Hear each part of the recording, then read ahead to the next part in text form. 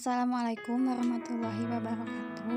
Perkenalkan, nama saya Salma Jauja dari kelas C12 program studi S1 Manajemen. Saya akan menjelaskan sedikit tentang bab Ma'rifatul Insan. Ma'rifatul Insan berarti diri sendiri.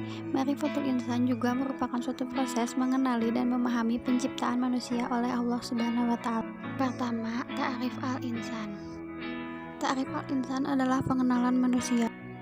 Manusia adalah salah satu makhluk yang diciptakan oleh Allah Subhanahu wa Ta'ala yang memiliki peran penting dalam kehidupan di muka bumi. Manusia juga dipandang sebagai makhluk yang paling tinggi derajatnya dibanding makhluk Allah Subhanahu wa Ta'ala yang lainnya. Bahkan Allah pernah menyuruh para malaikat untuk bersujud kepada Nabi Adam alaihi salam. Maksud dari manusia diciptakan dari unsur langit dan unsur bumi adalah unsur bumi karena manusia diciptakan dari tanah, dan unsur langit karena setelah proses penciptaan fisiknya sempurna Allah meniupkan ruh padanya. Ruh merupakan zat yang tak terlihat, tetapi hakikat ruh itu terasa eksistensinya dalam jiwa manusia. Manusia terdiri dari 3 unsur. Yang pertama itu qalbu, yang berarti hati. Di dalam hatilah tersimpan potensi besar untuk berniat dan bertekad. Yang kedua ada akal. Akal adalah tempat untuk berpikir dan memahami ayat-ayat Allah yang baik kauniyah maupun kauliyah. Dan yang terakhir jasad. Jasad sangat mudah dikenali karena ia dapat dilihat. Hati, akal, dan jasad adalah anugerah Allah yang harus digunakan untuk menjalankan amanah. Amanah manusia adalah amanah yang langit, bumi, dan gunung tidak sanggup mengembannya. Amanah itu adalah ibadah dan khalafah. Amanah ibadah adalah tugas-tugas agama, yaitu mengerjakan perintah dan menjauhi larangan. Dalam memikul amanah ini, manusia terbagi menjadi 3 golongan, yaitu kaum munafik yang menampakkan dirinya bahwa mereka melaksanakan baik lahir maupun batin padahal tidak, kaum musyrik yang tidak melaksanakan sama sekali lahir maupun batin, dan kaum mukmin yang melaksanakannya lahir maupun batin. Balasan ini berkenaan dengan 2 amanah yang telah Allah beri. Bagi mereka yang melakukan amal kebajikan akan memperoleh balasan kebaikan yang setimpal, begitupun sebaliknya. Bagi orang yang ingkar kepada perintah-perintah Allah Subhanahu wa Ta'ala, maka akan mendapat ajab yang setimpal juga. Yang kedua, hakikatul insan atau hakikat manusia. Memahami hakikat manusia sangat penting agar kita sebagai manusia dapat bertindak adil terhadap diri sendiri maupun orang lain dan juga makhluk-makhluk. Hakikat manusia yang pertama adalah makhluk. Dalam Kamus Besar Bahasa Indonesia, makhluk adalah sesuatu yang dijadikan atau diciptakan oleh Tuhan.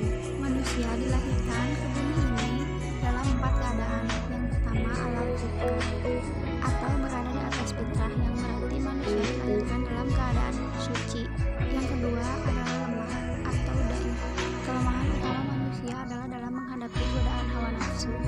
Manusia juga diciptakan oleh Allah Subhanahu wa Ta'ala dalam keadaan jahil atau bodoh. Dan yang terakhir fakir. Manusia diciptakan oleh Allah Subhanahu wa Ta'ala dalam keadaan tidak memiliki apapun kecuali apa yang dianugerahkan oleh Allah kepadanya. Dan semua yang dimiliki manusia semasa hidupnya berasal dari Allah Subhanahu wa Ta'ala, dan itu hanyalah titipan. Manusia adalah satu-satunya makhluk Allah yang paling dimuliakan. Di antaranya dengan ditiupkan ruh, ciptaan Allah Subhanahu wa Ta'ala. Selanjutnya keistimewaan. Manusia merupakan makhluk Allah yang dianugerahi dengan berbagai keistimewaan dibandingkan dengan makhluk lainnya. Dan yang terakhir ditundukkan alam padanya. Sebagaimana firman Allah dalam surat Al-Jasiyah ayat 12. Yang artinya Allah lah yang menundukkan laut untukmu agar kapal-kapal dapat berlayar di atasnya dengan perintahnya, dan agar kamu dapat mencari sebagian karunia-Nya, dan agar kamu bersyukur. Manusia juga diciptakan oleh Allah dengan dibebani tanggung jawab. Beban tanggung jawab ini adalah ibadah dan khilafah. Ibadah yaitu taat kepada Allah dan melaksanakan perintah. Dan khilafah, tugas khilafatullah fil ardi adalah menegakkan hak dan keadilan di muka bumi, membersihkan alam dari perbuatan keji, syirik, dan bebas memilih. Maksud dari bebas memilih di sini adalah manusia yaitu makhluk yang diberi pilihan oleh Allah Subhanahu wa Ta'ala apakah ia memilih iman atau kufur. Setiap perbuatan pasti harus dipertanggungjawabkan, dan setiap perbuatan pasti akan mendapatkan balasan dari Allah Subhanahu wa Ta'ala. baik perbuatan kebaikan maupun perbuatan keingkaran. Makhluk yang beriman dan berbuat kebaikan akan mendapatkan balasan surga dari Allah Subhanahu wa Ta'ala. Begitupun sebaliknya, neraka merupakan balasan dari Allah Subhanahu wa Ta'ala bagi mereka yang ingkar. Yang ketiga, takotul insan atau potensi manusia. Menurut pandangan Islam, potensi manusia adalah suatu anugerah yang Allah berikan karena Allah menciptakan manusia dalam bentuk yang sangat sempurna. Allah Subhanahu wa Ta'ala menganugerahi 3 potensi kepada manusia, yaitu potensi pendengaran, potensi penglihatan, dan potensi hati. Potensi yang telah diberikan oleh Allah Subhanahu wa Ta'ala juga harus dipertanggungjawabkan.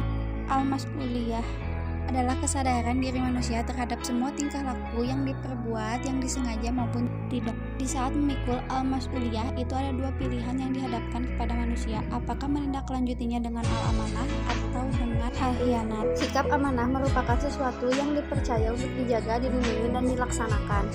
Dan bagi yang memilih sikap khianat, maka Allah Subhanahu wa Ta'ala akan mengajak dan menghinakannya. Nafsul insan atau jiwa manusia. Jiwa berarti benih kehidupan. Jiwa dalam pandangan Islam adalah diri manusia itu roh yang menyebabkan adanya kehidupan, sifat yang mendorong manusia untuk melakukan suatu perbuatan, perasaan pada diri manusia. Kemuliaan hamba itu dapat dilihat dari tingkat nafsu. Tingkat nafsu manusia terbagi menjadi 3. Pertama, nafsul mutmaimanah atau ruh di atas hawa nafsu. Ini adalah jiwa yang telah mendapatkan ketenangan, yang sanggup untuk menerima cahaya kebenaran Sang Ilahi, juga jiwa yang telah mampu menolak nikmatnya dunia dan tidak dapat dipengaruhi oleh hal tersebut. Yang kedua, nafsu lamawah, ruh yang tarik-menarik dengan hawa nafsu. Jenis jiwa ini seperti kecenderungan masih terpengaruhi, tapi jiwa ini suka menyesali dirinya karena sikap dan tingkah laku pada masa lalu, menyesali dirinya karena perbuatan jahat. Yang terakhir, nafsul amaratul bisu. Ruh di bawah pengaruh hawa nafsu adalah jiwa yang kecenderungan kepada syahwat semata. Sifatul insan atau sifat manusia. Jiwa manusia diberi 2 jalan. Yang pertama, takwa atau jalan benar. Yang kedua, fujur atau jalan salah. Takwa dengan membersihkan jiwa. Menurut Ibnu Qayyim, hakikat takwa adalah menghati atas dasar iman dan istisab baik terhadap perkara yang diperintahkan maupun perkara yang dilarang. Sifat-sifat yang termasuk kelompok orang-orang yang menyucikan jiwa, yaitu banyak bersyukur, bersabar, berhati lembut, kasih sayang, suka taubat, bersikap lemah lembut, selalu bersikap jujur, terpercaya. Fujur dengan mengotori jiwa. Menurut para ulama, pengotoran jiwa adalah menenggelamkan jiwa ke dalam dosa dan kemaksiatan. Sifat-sifat yang dapat mengotori jiwa, yaitu memperturutkan sifat tergesa-gesa, berkeluh kesah, tidak mau berbuat baik, kufur, pendebat, pembantah, jalim, dan jahil. Sekian pemahaman materi yang dapat saya sampaikan. Wassalamualaikum warahmatullahi wabarakatuh.